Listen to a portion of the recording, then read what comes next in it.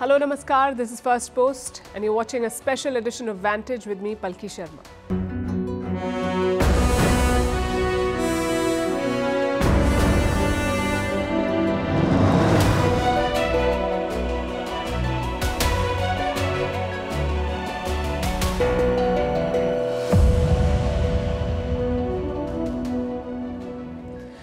Israel and Iran are sworn enemies. They promised to wipe each other off the face of the earth, and this is not an exaggeration. 2 weeks ago, Israel struck the Iranian consulate in Damascus, Syria, and now Iran has struck back. It rained some 300 missiles and drones on Israel. The damage was minimal, but the message was clear. Iran won't take it lying down. And even though the word unprecedented is abused in the news media a lot, this one was truly unprecedented. Iran has never in the past directly struck Israeli territory. I guess the million-dollar question then is, what happens next? Will it blow into a bigger war, or will cooler heads prevail? What are Netanyahu's options? Why did Iran's Ayatollah have to strike? Whose military force is superior? Can Joe Biden still stay away from war? Why is this conflict a headache for India? How will it impact you? Oil prices, flights, economy. We'll cover it all tonight. Also look at the regional players, who stands where, and why are Iran and Israel enemies in the first place. All this and more coming up in this special edition of Vantage. The headlines first. In India, Prime Minister Modi releases the BJP's manifesto ahead of elections. The document, titled Prime Minister Modi's Guarantee, focuses on women, the youth, the poor and the farmers. The manifesto promises to implement the Uniform Civil Code and the Citizenship Amendment Act. It also guarantees that India will soon be the third largest economy. Australian police identify the Sydney Mall attacker. The assailant was a 40-year-old man suffering from mental illness. On Saturday, he went on a stabbing rampage at a shopping centre, killing 6 people and injuring many others. He was shot dead by a police officer at the scene. Venezuela outraged over a new oil lease off Guyana. Caracas rejects the concession that Guyana has given the U.S. oil firm ExxonMobil. In 2015, oil was discovered in these disputed waters. Since then, the long-standing dispute between Venezuela and Guyana has only intensified. Solomon Islands prepares for polls under China's shadow. The archipelago is caught in a tussle between China and the West. Its current prime minister has vowed to strengthen bonds with Beijing if re-elected. Voting will take place on the 17th of April. And at least 19 people killed in a landslide in central Indonesia. Several others are missing. Torrential rains triggered this landslide. In the last few months, the region has been hit by several landslides.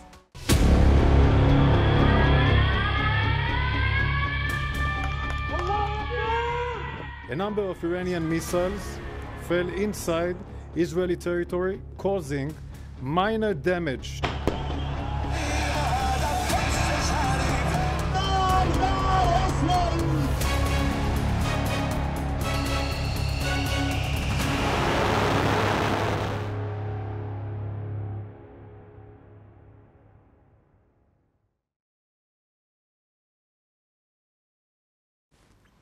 It's one of the worst feelings ever, knowing something will happen, but not knowing when.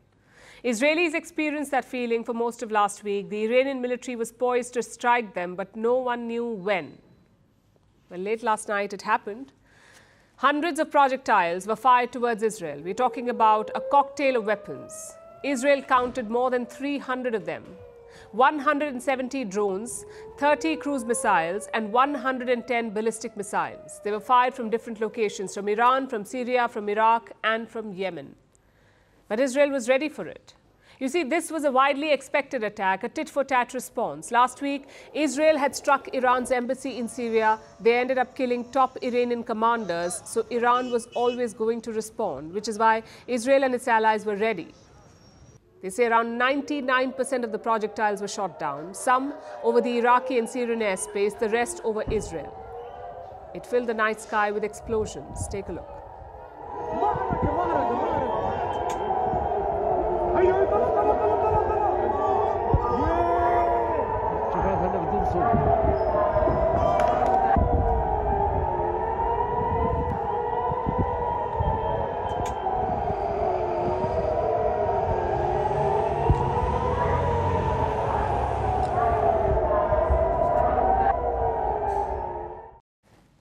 Now, 300 is a big number, but these drones and missiles caused very little damage. Around 12 people were injured and 1 girl was killed. Plus, a military base in southern Israel was slightly damaged. I guess the obvious question is how? It was a joint effort by Israel's allies, especially the US and the UK. Both countries had moved important assets to the region, the US and the UK. So when Iran attacked, they were ready. Fighter jets took off from undisclosed bases in the region. They shot down most of the drones before they reached the target. Even Jordan took down a few projectiles. Of course, some did make it to Israel, but those were shot down by the air defense system. And there are many layers to it. But this time, 2 of them were key. The Arrow system, which shoots down long-range missiles, and the Iron Dome, which shoots down short-range rockets. Both use the same concept: track a projectile, fire ammunition at it, and blow it up in the sky. It's costly, but clearly effective. But good defense was not the only reason for the limited damage. Iran's attack was half-hearted. They wanted to create a spectacle. They wanted to appease their domestic audience. But damage perhaps was not their goal. Iran's foreign minister has admitted this. He says Tehran had informed the US about the nature of its attacks.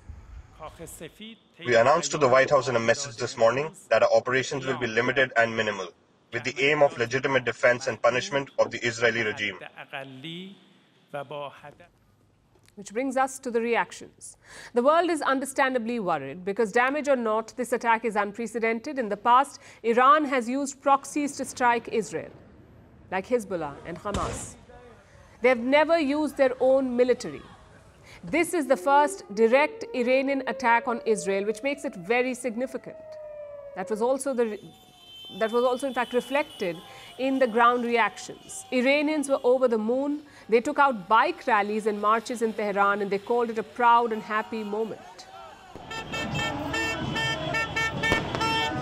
We hope this attack continues to the point that Israel is destroyed.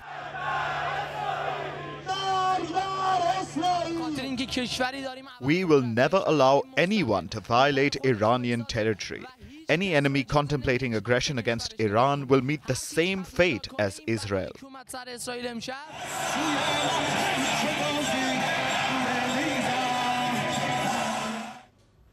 So celebrations in Iran, over in Israel, things were more subdued.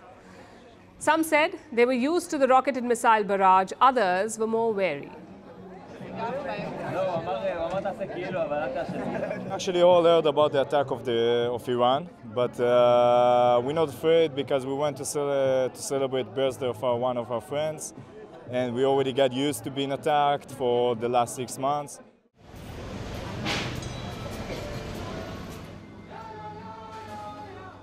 The situation is really frightening because we're afraid of what happens and all of bombing and aircraft that are coming. So what next? Iran says the operation is over, and they clearly mean it. If they wanted escalation, this attack would have looked very different. Plus, life is slowly returning to normal. Last night, most countries in the region had shut their airspace, but now they're back up and running. Even Israel has reopened its airspace. Having said that, the danger has not passed. Far from it. A lot depends on Benjamin Netanyahu. His war cabinet has been asked to decide on a response. The question is, what will they choose? More escalation or a truce? Israel's own allies do not want an escalation. They have condemned Iran's missile attack, but they may not support retaliation. Look at the reaction so far. Joe Biden had a phone call with Netanyahu. He called Iran's attack brazen. He also promised ironclad support for Israel. UK Prime Minister Rishi Sunak released a similar statement. He called Iran's attack reckless. He also accused Tehran of sowing chaos in the region. So did German Chancellor Olaf Scholz. He said the attack was unjustifiable and irresponsible. So the West is firmly behind Israel. Maybe not on escalating the conflict, but definitely on condemning Iran. If this attack had been successful, the fallout for regional stability would be hard to overstate, and we stand by the security of Israel and the wider region, which is of course important for our security here at home too. This is an unjustifiable attack. This is a serious escalation of the situation. and it is in no way acceptable, understandable or tolerable. Fortunately, the Israeli Air Defense Forces largely succeeded in fending off this attack, supported by the USA and partners also in the Arab world. Now we come to the other camp. Russia and China, two countries that have close relations with Iran. Russia has expressed concern over the attack. They have advised restraint. But the statement also mentions Israel's strike on the Iranian consulate. So a bit of a balancing act there. Same with China. They too have called for restraint, but Beijing says it is a spillover of the Gaza conflict. So China is saying, fix Gaza first, the rest will fall in place. And what about India? New Delhi has called for de-escalation and restraint. It has advised a return to diplomacy. Much like Arab nations, Saudi Arabia wants the UN Security Council to take the lead. It has asked Israel and Iran to avoid war. But will they listen? The next few hours will be very important. Israel has requested a meeting of the United Nations Security Council. It will be convening in a few hours from now. Meanwhile, Biden has gathered the G7 leaders. If they together put pressure on Benjamin Netanyahu, they can prevent an escalation perhaps. Of course, a minor fallout is still expected. Israel has already struck eastern Lebanon. They're going after Iran's proxy, the Hezbollah. But that conflict has not boiled over yet. Whether it does or not depends on Israel's next move.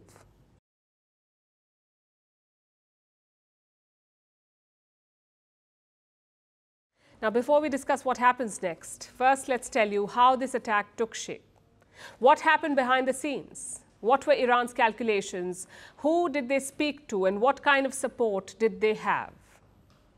Now, this enmity is a very old story, but the latest episode began exactly 2 weeks ago when the Israelis struck the Iranian consulate in Damascus.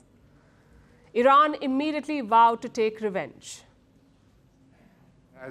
This failure of the Israeli regime in Gaza will definitely continue, as well as these desperate efforts like what they did in Syria. Of course, they will be slapped for this action.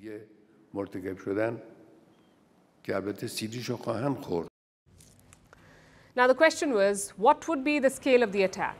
Or in the Ayatollah's words, how hard would the slap be? Iran had a lot to consider. The last thing they can afford right now is a direct war with Israel. At the same time, they couldn't have done nothing. And we'll tell you why in a bit. So on camera, Iranian officials started talking tough, and behind the scenes, they began gaming the scenarios. And their assessment was this: Netanyahu was trying to pull them into a wider regional conflict. So they reached out to other regional players, like Oman. Iran contacted Oman and asked them to deliver some messages to the US. And this is not a first. Oman has often acted as a go-between for the Iranians and the Americans. So last Sunday, the Iranian foreign minister traveled to Oman, and he apparently delivered two clear messages. Number one, Iran will respond to Israel's attack in a quote-unquote controlled and non-escalatory way. And number two, Iran will deploy its proxies for the mission. And that's exactly what they did. The missiles and drones were launched from at least 4 different countries, like we told you: Iran, Iraq, Syria, and Yemen. So in a way, the US had prior warning from Iran, and this communication was supposed to be a secret. But the story got out. The White House faced questions. It was asked if the Iranians had made contact, and Biden's press secretary did not deny it. Has Iran been in touch via intermediaries with Washington to indicate that when it responds to Israel's attack on its embassy, on its Syrian embassy, that it will not escalate? We've been also very clear. I'm not going to get into public back and forth. We warn Iran not to use this attack as a pretext to escalate further in the region or attack U.S. facilities or personnel. I'm going to be super mindful not to speak beyond that from here or elaborate further. So neither confirmation nor denial. When you connect the dots, this is what you get. The inputs from Tehran could be shaping Washington's response. Yesterday, just hours before the Iranian strikes, Joe Biden spoke with Benjamin Netanyahu. The US president promised to help Israel defend itself. But if Israel chooses to retaliate, the Americans won't support that operation. That's what Biden is said to have told Netanyahu. So while he's calling the support to Israel ironclad, he also wants to make it conditional. Washington also expects Israeli officials to inform them before launching any operation. Again, the question is, will Netanyahu pay heed to this, or will he launch a counterattack?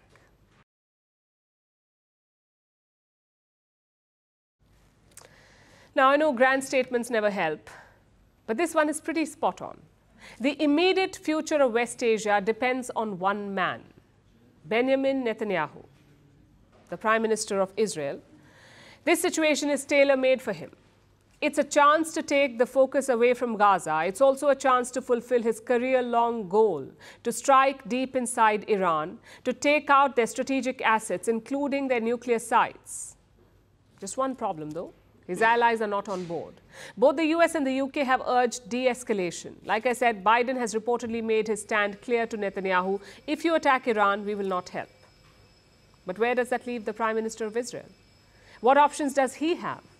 In public, Netanyahu is defiant. He says Israel is ready for all scenarios, both defensive and offensive.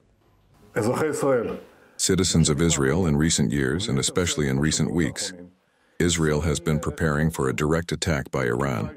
Our defensive systems are deployed. We are ready for any scenario, both defensively and offensively.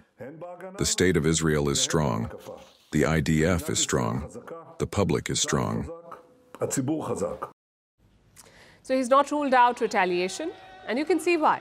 Netanyahu's popularity has hit rock bottom. The only thing keeping him in office is the Gaza war. But he's running out of places to attack.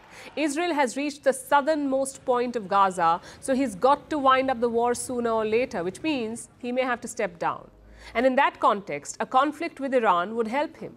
It would extend his time in office. But the trade-off would be huge. Israel's last attack was on Iranian consulate. So Tehran's response was lukewarm, borderline performative. But what if Israel strikes Iranian cities and military targets? Chances are the response won't be lukewarm. If the Zionist regime takes any action against the Islamic Republic, whether on our soil or in places belonging to us in Syria or elsewhere, our next operation will be much larger.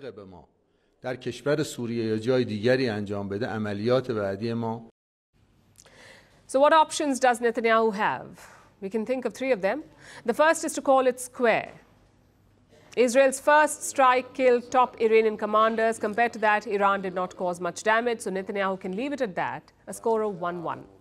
The second option is to target Iranian proxies. Now, we've already seen attacks on the Hezbollah in Lebanon. Israel can keep doing that. Iran has many assets and military sites in the region, like in Syria, in Iraq, and Yemen. Israel could choose to target them instead. It's relatively low risk. And finally, option number 3, hit back inside Iran. This would likely lead to a cycle of reprisals, in the worst case, even war. So will Benjamin Netanyahu risk it? Well, logic says he won't, but in the last 6 months, we've not seen a lot of display of that logic. So we've also seen a lot of confusing decisions, some of which make no strategic sense. So a lot depends on Netanyahu's allies, first of all. How much pressure can the West put on him? Will they threaten to cut off military aid? Same with Israel's neighbors. A wider war would affect all of them. It would disrupt oil trade via the Strait of Hormuz, and Iran has always threatened to close it, and this would give them the perfect excuse to do it. Around 30% of global oil trade passes via this route. If Iran shuts it, West Asia will suffer. That's enough reason for them to urge de-escalation. I guess it's all about appetite and ambition. Netanyahu has enough reasons to claim a success. He took out top Iranian commanders. He repelled a massive Iranian attack. Plus, he's rallied his Western allies. For most people, that would be a win. But Netanyahu does not think like that. He's not just focused on Israel's strategic goals. He's also focused on his political career, which is why this is a dangerous moment. Israel's war cabinet is meeting to discuss the way forward. There are 3 members in this cabinet. One of them is Benny Gantz. He's a former defense minister, also a rival of Netanyahu. Gantz says Israel will respond at the right time. In the face of the Iranian threat, we will build a regional coalition and exact the price from Iran in the fashion and timing that is right for us. And most importantly, faced with the desire of our enemies to harm us, we will continue to unite and become stronger. Chances are there will be some sort of response. The only question is, how far will it go? Now let's look at the other side, and that is Iran and their leader, Ayatollah Ali Khamenei. Khamenei is Iran's Grand Ayatollah. That's a religious title. It makes him the ultimate authority in theocratic Iran. He's the country's top leader, 84 years old, will be 85 this week. He's been in power since 1989, making him one of the longest-serving leaders in West Asia. He holds constitutional authority over the judiciary, the army, the Revolutionary Guard, and the state media. So the buck stops with this man, and he is definitely the one who sanctioned the attack on Israel. He cleared it.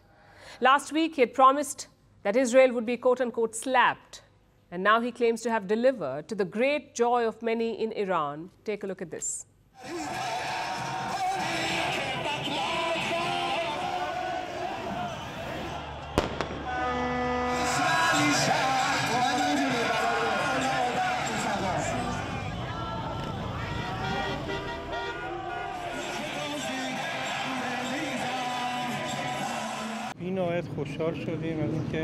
We were extremely happy with this action of the IRGC, and in fact, we felt better after a long time. This was a help and companionship with the oppressed people of Gaza and the West Bank. This sadness and anger remained in the hearts of all of us, and we were always waiting for this revenge to be carried out and for the Israelis to be punished for their brutality. And we couldn't believe it when the news came last night. That banner with the missile you see, it is up in Tehran's Palestine Square. It has a message in both Farsi and Hebrew. In Farsi or Persian, it says the next slap will be harder. In Hebrew, it says your next mistake will be the end of your state. Dual messaging, and that's not a coincidence. It explains why the people of Iran are overjoyed, even though Israel seems relatively unharmed. Israel says the so-called slap was ineffective. They say 99% of Iran's missiles and drones were shot down. But that's not what the people in Iran are hearing. The statement announced the launch of missiles and drones to targets in occupied lands that successfully hit the targets. He's saying they successfully hit the targets. The IRGC, that's Iran's Islamic Revolutionary Guard Corps, issued a statement. They're like a parallel military body. Their job is to defend Iran from external and internal threats, and they report to the Ayatollah. Now, this body, the IRGC, says it successfully hit targets in Israel, and that's what the Iranian state media is now reporting. So the people in Iran are being told that, quote-unquote, heavy blows have been dealt to the Israelis, especially their airbase in the Negev desert, the Nevatim Air Base, the base that was used to launch the airstrikes on the Iranian consulate in Syria. And Israel admits that some missiles did hit this base, but they say it was minor infrastructure damage. In fact, the Israelis even released this footage later, purportedly showing the base still in use. But of course, the people in Iran do not see any of this. They saw the missiles going towards Israel. Their news channels are apparently quoting the special forces, the IRGC, saying that heavy blows were dealt to Israel. And so the people in Iran think that Ayatollah Khamenei has given a resounding response to the Israelis, and they were celebrating.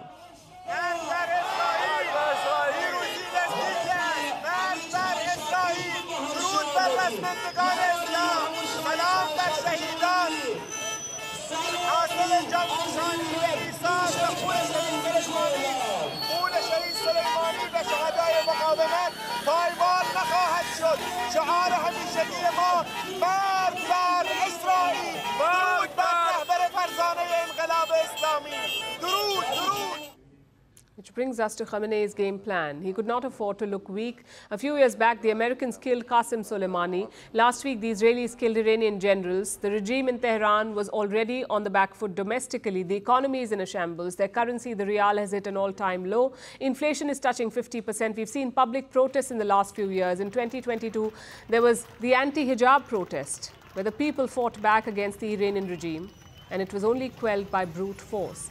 Given this backdrop, and now the attack on their consulate in Syria, Khamenei could not afford to look weak. He could not afford for the people of Iran or for the Iranian proxies outside to think that the regime cannot stand up to Israel. So in some ways, last night's attack was Khamenei's only option. Of course, that does not make it right, and it will have its own set of consequences. Khamenei may have stamped out some domestic embers of resentment, but he may have just started a fire around the world.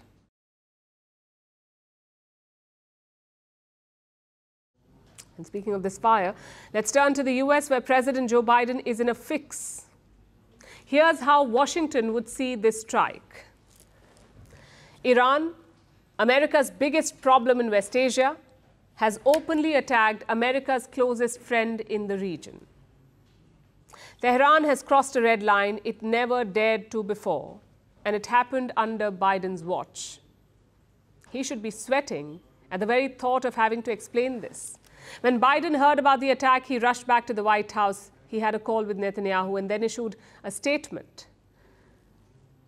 And the last two lines of the statement are the ones to note. Biden said his support for Israel was ironclad, and that the United States will stand with the people of Israel and support their defense against these threats from Iran. It sounds like the usual token statement, but maybe the word defense should be looked at closely, because apparently that's as far as Biden is willing to go. During the call, he reportedly said that the Iranian attack had been foiled and that Netanyahu should, quote-unquote, take the win. This doesn't mean Biden has washed his hands off the matter. He is planning a diplomatic offensive along with the G7, and the US will, of course, back Israel at the United Nations Security Council meet that has been called today. But that doesn't really give the same impact, does it? Iran fired missiles.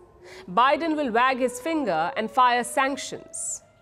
It doesn't make him look too tough, even if it may be the wiser course of action to prevent an all-out war in West Asia. But this defensive strategy leaves Biden open to political attacks at home, which, by the way, have already begun. Listen to this. Before going any further, I want to say God bless the people of Israel. They're under attack right now. That's because we show great weakness. This would not happen. The weakness that we've shown is unbelievable, and it would not have happened if we were in office. You know that. They know that. Everybody knows that. Trump has made his move. He has blamed the attack on Biden's weakness. And not just last night's attack. Trump has blamed everything else on Joe Biden, too. It wasn't only Putin. It was Putin and plenty of other things that Biden got wrong. With Putin, Ukraine would have never happened. Israel attack, both October 7th and today, would have never happened. It's impossible to accurately predict what could have happened, but Trump doesn't need to be accurate.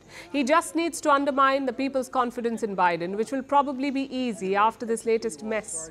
It leaves Biden in an unenviable position, having to decide what next. As much as Biden would like to stay on the defense, it's not just his call to make. Netanyahu has been attacked. He, of all people, will want to respond. He has a tough guy reputation to uphold, and he might throw Biden under the bus to do it. A US Senator, Tim Kaine, says Biden is wary of Netanyahu.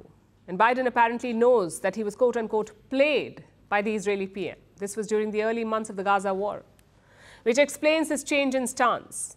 Remember, Biden flew down to Israel when the October 7th attack took place. He hugged Netanyahu as soon as he landed, and he said the US would always be by Israel's side.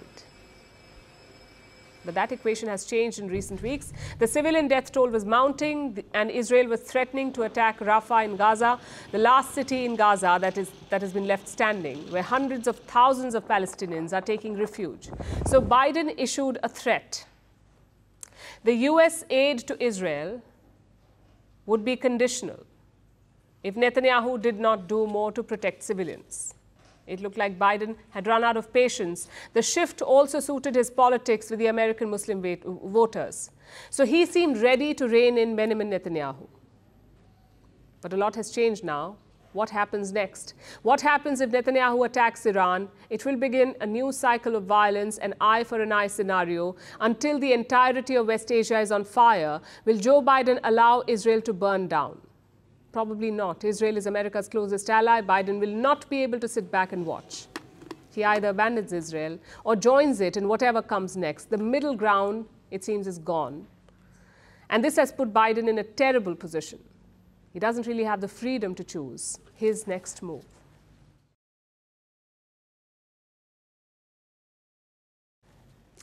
Now let's look at the worst case scenario, because that's what you do in situations like this. Look at all possibilities, hoping it doesn't come to the worst.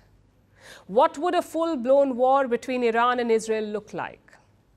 How do they compare militarily? Their capabilities are very different. Israel is one of West Asia's most powerful militaries, and Iran is one of the largest. Whose force is superior? What kind of firepower do they have? And who has a better shot at winning? Our next report tells you.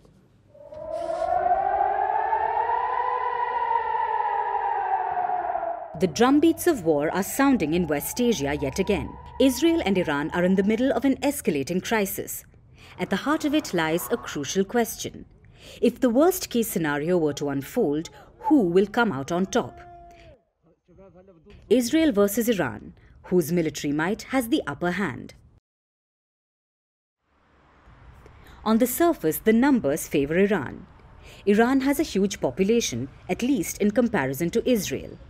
Iran is home to about 89 million people as compared to Israel's population of about 10 million. So on paper, it's advantage Iran, particularly when it comes to the size of its military. The Iranian armed forces are among the largest in West Asia, with at least 580,000 active duty personnel and 200,000 trained reserve personnel. How big is Israel's military? It has about 170,000 active personnel and 465,000 reservists. So Iran's active personnel is more than thrice that of Israel's. It also has a larger navy, more tanks and armored vehicles, and greater access to fuel. So far, Iran seems to have the upper hand. But there is a catch. Raw data alone doesn't tell you the whole story. Quantitative factors play a role, yes, but so do qualitative ones, like training and advancement of technology. And the nation that comes out on top here is the one with more money, which is Israel. Iran has a GDP of $413 billion, while Israel's GDP stands at $539 billion. This affects their respective military budgets. Reportedly, Iran's is at $10 billion, whereas Israel has a military budget of $24.4 billion. That's almost 2.5 times higher. But the biggest advantage that Israel has is that its military is backed by the United States. America provides Israel with a $3.8 billion annual military assistance. This has allowed Israel to have more advanced weaponry with superior force readiness, making it one of West Asia's most powerful militaries. Let's see how this plays out on land, water and air. In terms of tank force, like the Zulfikar series and the Karar MPT, Iran builds its own tanks. Usually they are based on outdated designs. Then there are T-72s, T-54s and T-55s, which are Iranian copies and considered inferior to the Israeli defense tanks like the Merkava Mark IV, which is one of the best armored tanks in the game. Now let's look at the Navy. Iran's Navy is larger than Israel's, but not as robust. Israel's Navy has access to American and European suppliers and their advanced missiles and vessels. Now, when it comes to air power, contrary to the numbers trend, Israel's force is larger than Iran's. Its arsenal includes 612 aircraft to Iran's 551. Its primary fighting force consists of at least 66 F-15s, 175 F-16s and 27 F-35 stealth fighters. It's also regarded as one of the best in the world, has about 63 F-4s and 26 F-14s. In comparison, Iran's air arsenal is believed to be aging rapidly. So Israel has superior quality, which is why Iran is using another tactic on the battlefield, deploying weapons in large quantities. Iran has a substantial inventory of ballistic and cruise missiles. They are capable of striking targets about 2,000 kilometers away. This puts Israel well within its range. And during the weekend's attack, Tehran launched dozens of explosive-laden drones. These are Iran's pride. They are unmanned aerial vehicles believed to be Shahids, meaning witness in Farsi. These are long-range drones which have been called the AK-47s of Tehran because they are cheap, mass-produced and deadly. Plus, Iran is not without allies. One of its most important is the Lebanese militia, Hezbollah. According to Israeli intelligence, Hezbollah's arsenal contains more than 70,000 rockets and missiles, including long-range and precision-guided missiles. But then again, conventional forces aren't the only ones that can be used on a battlefield. Israel is believed to possess the ability to launch nuclear strikes from land, air and sea. Israel has never openly confirmed or denied its possession of nuclear weapons. So Iran has the numbers, Israel has the technology. While you can't predict a clear winner, if this conflict escalates any further, there's no doubt over who will be the biggest loser: the already restive region and its millions of people.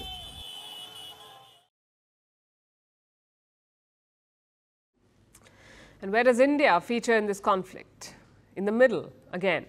Both Israel and Iran are very important partners for India, and there's all kinds of investments there, both political and economic. So picking a side is virtually impossible. And New Delhi's statement reflects this. Let me quote what the statement from India says. "We are seriously concerned at the escalation of hostilities between Israel and Iran. We call for immediate de-escalation, exercise of restraint, stepping back from violence, and return to the path of diplomacy."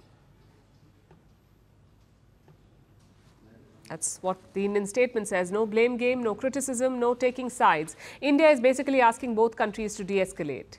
And we'll get to the strategic considerations in a bit. But first, India has a more immediate concern. On Saturday, Iran captured a ship near the Strait of Hormuz. It's called the MSC Ares. Reports say the ship is linked to an Israeli businessman. So Iran seized it.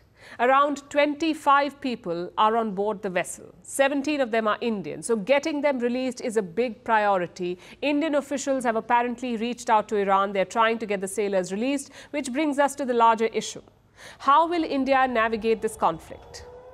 If it's a short one, there isn't much to do. But what if Israel hits back? What if things escalate into a bigger conflict?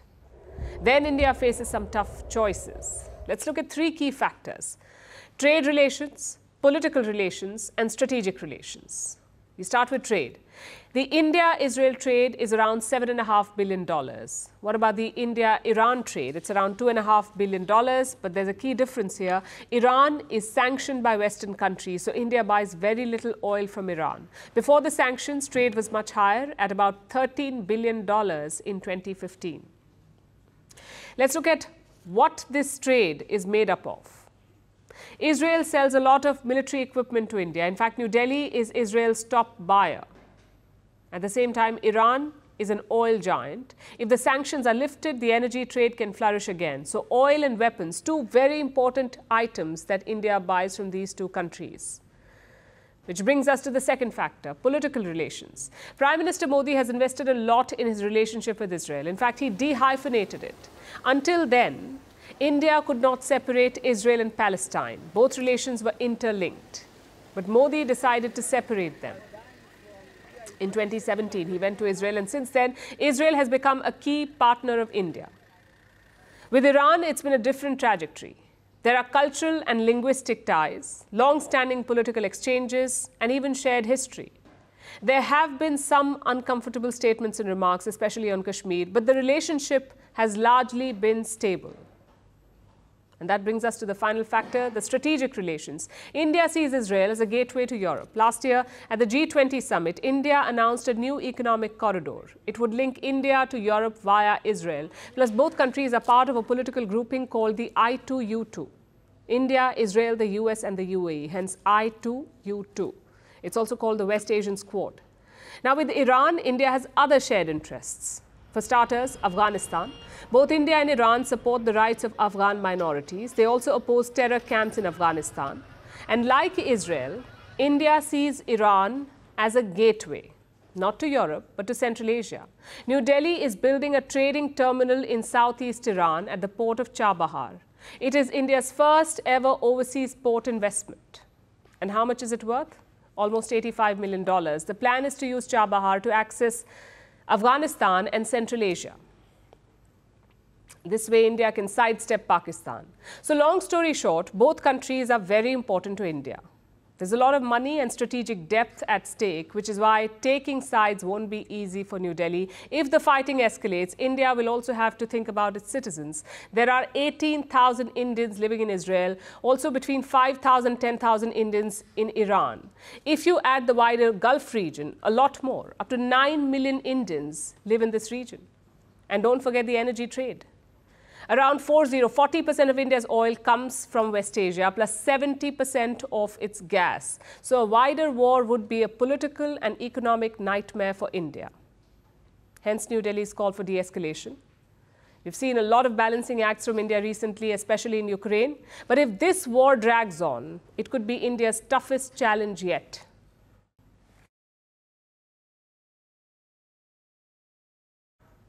In the last 2 years, our world has seen major wars. In 2022, it began with the Russia-Ukraine war. In 2023, that's last year, Hamas terrorists attacked Israel and Israel began a military operation in Gaza, which is yet to end. Now, Israel and Iran are engaged in a direct face-off. These conflicts impact not just the countries involved, but the whole world. They hurt the global economy and disrupt supply chains. It's no wonder that today's events have triggered more uncertainty. How will Iran's attack impact oil prices? Will the global markets be hit? What about travel and trade disruptions? Our next report tells you all that you need to know. Iran's attack on Israel may reshape the regional dynamics.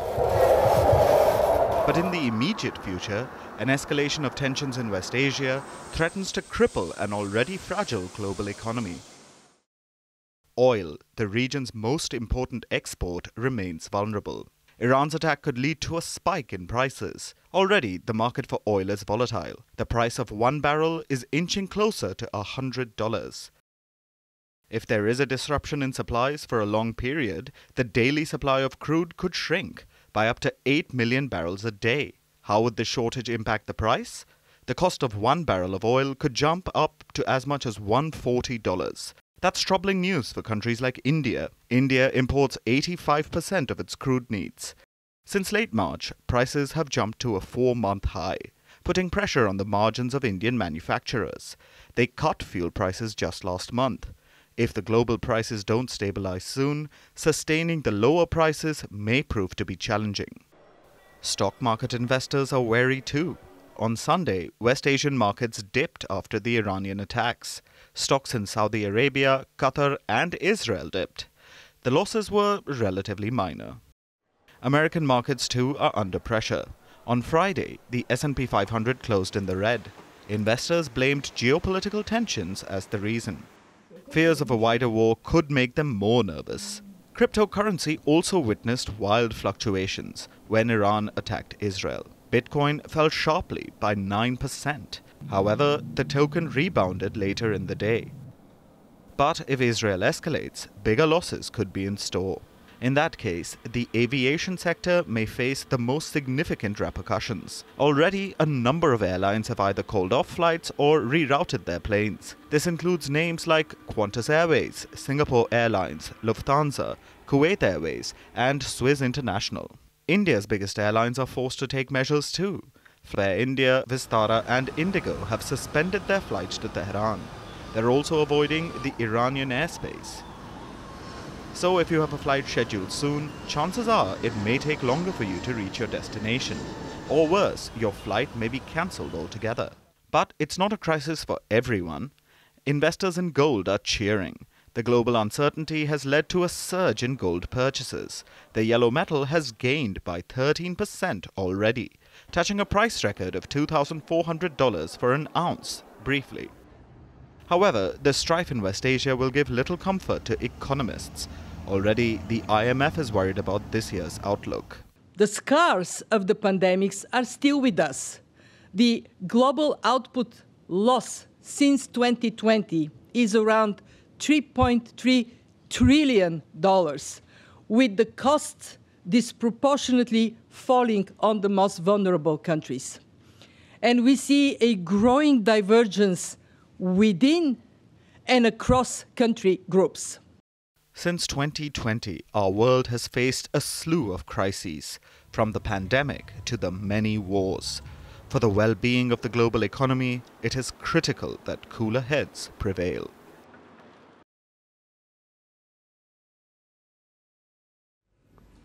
Now let's zoom in a bit and take a closer look at the region in direct firing range, the other major players in West Asia. And I must say here that this region has never been a beacon of stability, but last night's attack makes it even more of a tinderbox. The Iranian missiles and drones flew over multiple countries before reaching Israel. Plus, Iran's proxies joined the attack. We told you about them, like the Hezbollah. It's a group based in Lebanon. And Lebanon is major player number one. It has always been caught in Israel's conflicts. In fact, Israel had occupied the southern part of Lebanon from 1985 to 2000 for almost 15 years. So if the Iran-Israel fight escalates, Lebanon will likely get caught in the war and they will side with Iran. Next, we have Syria, the official owners of the Golan Heights region occupied by Israel and major player number two. Syria is another country close to Iran. Their president is Bashar al-Assad and he's still in power only thanks to Tehran. They helped him win a civil war. There are also armed Iran-backed groups in Syria, like smaller versions of the Hezbollah. So if it comes to it, Syria will side with Iran. Then there's major player number three, Iraq.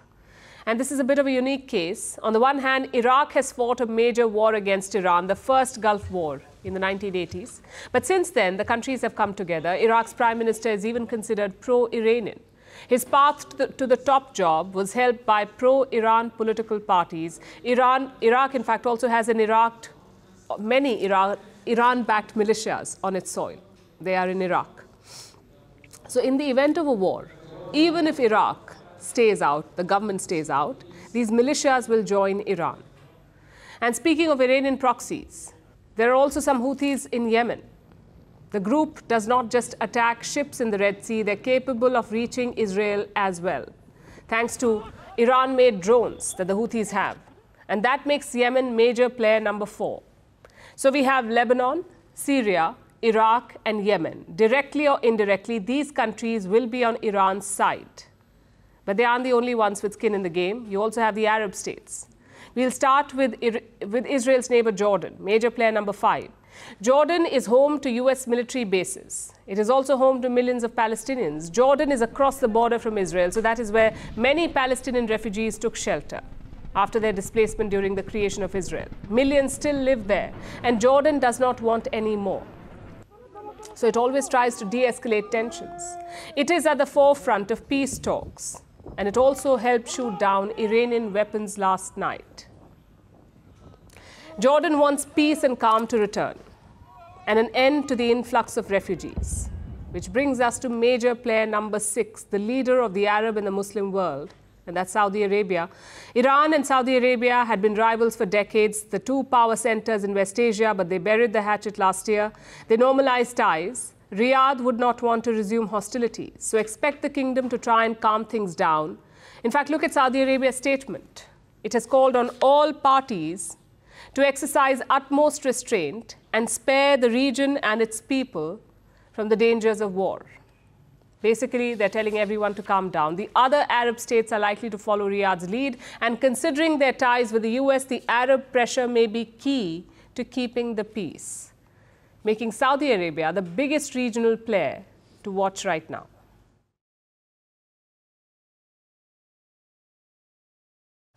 After regional players, let's come back to the protagonist, Israel and Iran. Why are they at war? Why have they been fighting proxy battles for decades? How did they go from being close allies to arch rivals? That's right, until the 1970s, Iran and Israel were close allies. Our next report tells you what changed and why. The year was 1948. Israel was created. Turkey became the first Muslim country to recognize the Jewish state. But can you guess who was the second? Surprisingly, Iran, which was home to the biggest Jewish community in West Asia. At the time, relations were anything but hostile between Iran and Israel. In fact, the two shared close ties. They had become allies under the last Shah, Mohammad Reza Pahlavi. According to reports, Israel imported 40% of its oil from Iran in exchange for agricultural produce, weapons, and technology. So how did the two nations go from being allies to enemies? The shift happened in 1979. This was the year of the Islamic Revolution, when Iran toppled the Shah. A new Islamic Republic of Iran was born. This swiftly ended the friendship between the two states. The Ayatollahs, or the supreme leaders, took charge of Iran, and all of them considered Israel to be enemy number one. Also, the illegal occupiers of Jerusalem.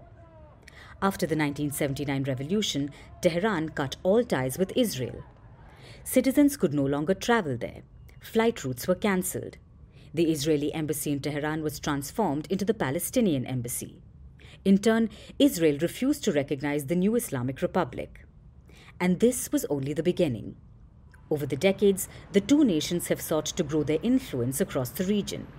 As their ambitions clashed, their enmity grew. Now, Iran supports groups that view Israel as a major enemy. These armed groups and militias are spread across Lebanon, Syria, Iraq, and Yemen. The most important among them is Hezbollah, which is backed by Iran's elite Islamic Revolutionary Guard Corps. Israel has returned the favor, so to speak, by backing groups that oppose Iran.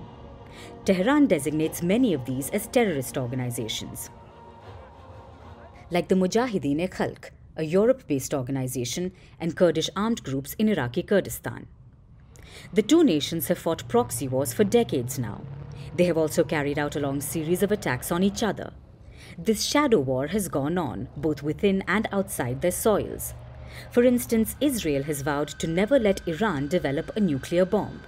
Tehran's nuclear program has been a site of a number of attacks. Israel has never accepted responsibility for these strikes.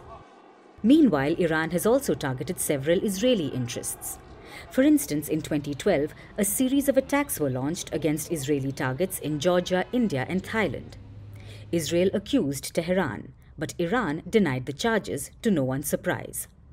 Then again, in 2021, an Israeli-owned vehicle carrier was hit by an explosion. It was sailing off the coast of Oman. Tehran was blamed again, but it denied any involvement.